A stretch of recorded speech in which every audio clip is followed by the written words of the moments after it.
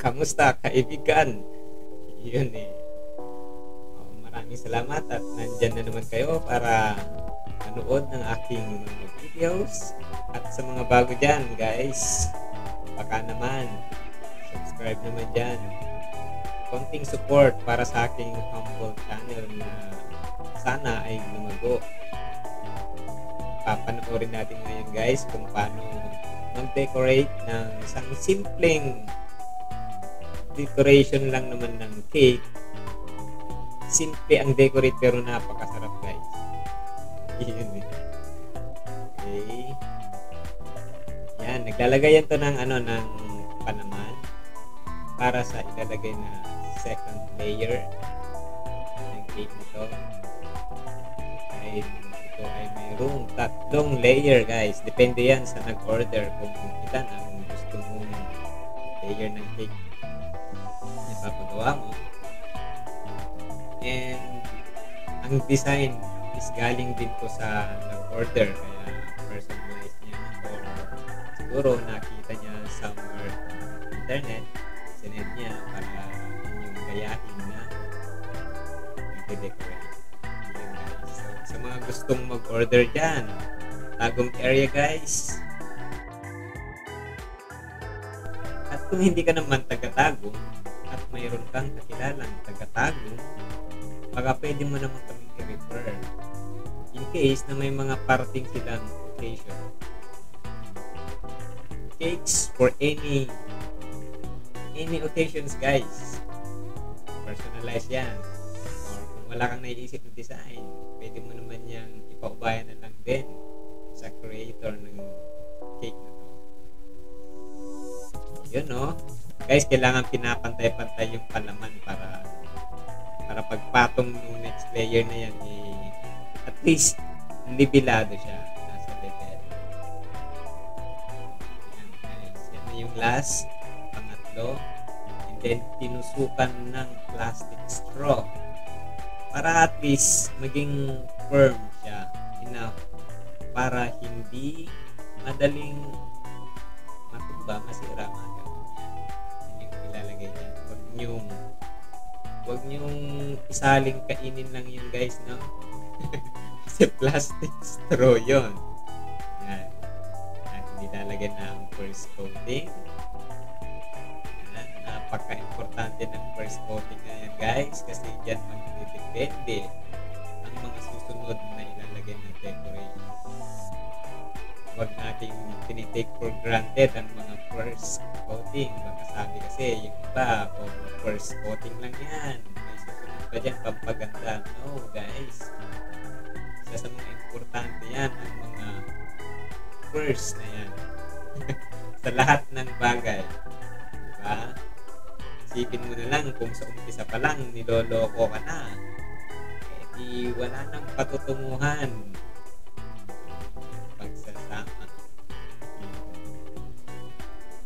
Diba?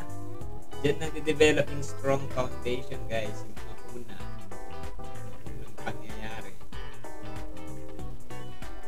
Dapat maganda ang pagkakapahid ng first coating ninyo guys pagka balak yung gumawa rin ng sarili nyong cake.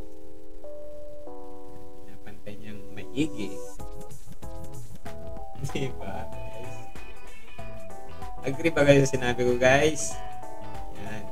Ito na yung pangalawa at final. Kasi yan yung kulay ng ng cake natin na napili may-ari ng cake natin. Malamang nahuhulaan ko na. Baby boy. Para sa baby boy ang cake na to. Blue na blue ang kulay, oh, diba? Ang ganda ng pagka-blue. Sky blue. Diba?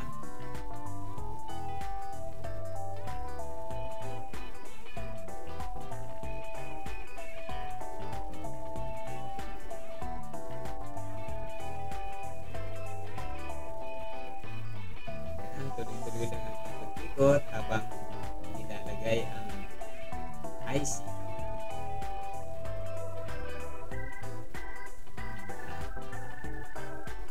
Parang ang dali-dali lang tingnan, di ba? Pag pinapanood. Ewan ko lang kung ikaw mismo ang gumagawa niya. Kailangan kasi steady ang pulso mo niyan para hindi ka na mahirapan sa pagpahid mamaya para at least medyo pantay na siya pag inilalagay mo ko lang konting ano na lang, finishing touch ang kailangan mo. Ayan o.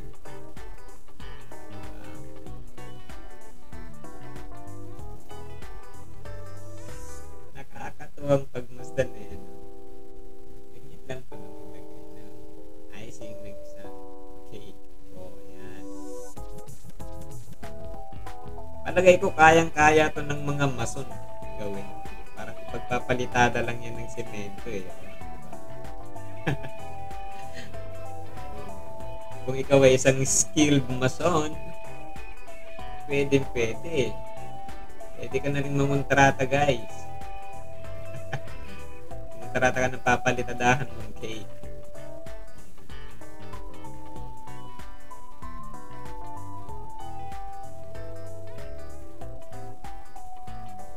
O, yun. Yan pala ang technique doon. Yun ang ginagamit para suwabe ang pagkakapantay ng palitada ng icing.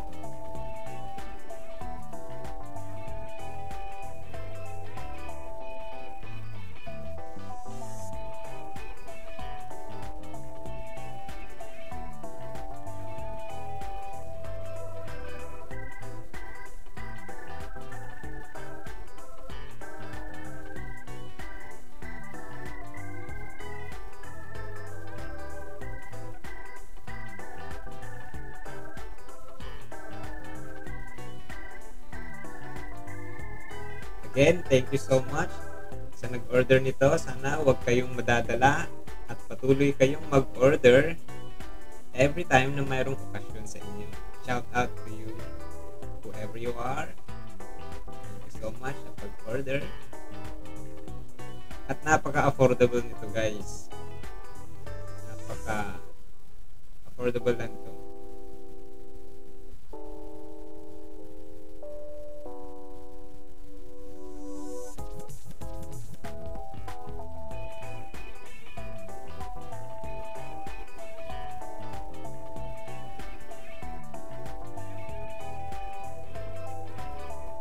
And then, sa mga sa mga professional dyan na gumagawa din ng mga cake, please comment down below suggestions para ma-improve pa namin ang pagde-decorate.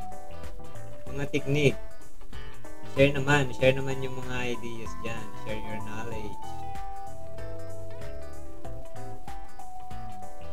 Drop your comment down below.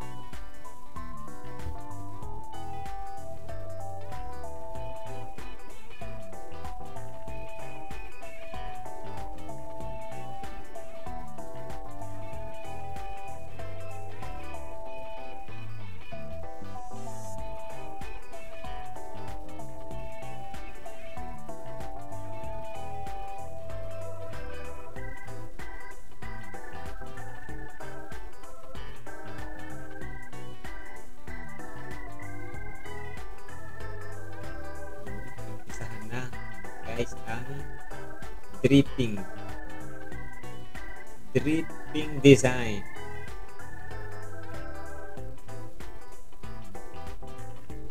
Kailangan steady ang pulso mo yan, guys, para hindi masobrahan o kulang, depende sa pagpapatulo ng icing.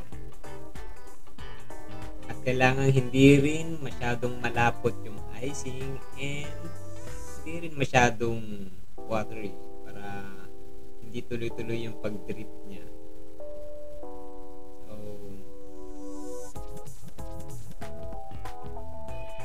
kailangan pintado guys pagpapatuloy. Yan.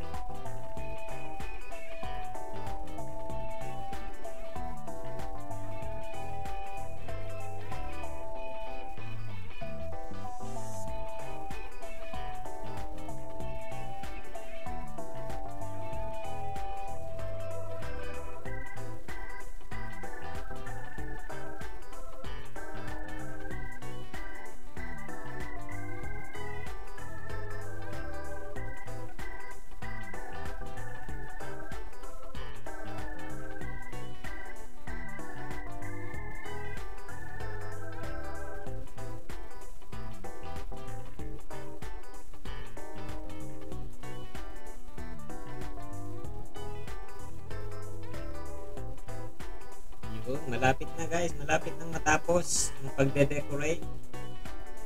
Ayan.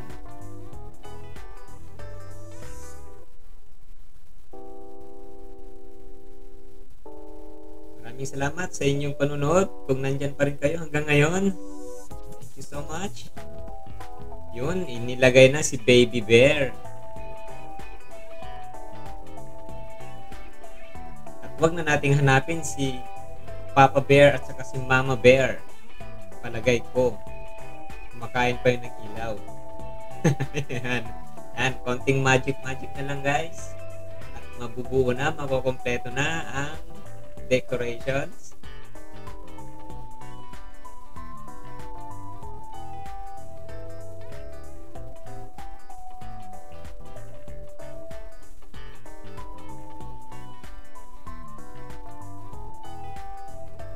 Yun, Sebastian Clay Prestining. Okay. So, sa binyag pala ito gagamitin guys, ang cake na to. So, bibinyagan si Sebastian Clay. Yun sabi ko sa iyo any occasions na mayroon kayo, ano magkakaroon kayo pala. Pwede nyo i-order yan ng cake. Masarap na cake. Just comment down below guys. Please share, like, subscribe.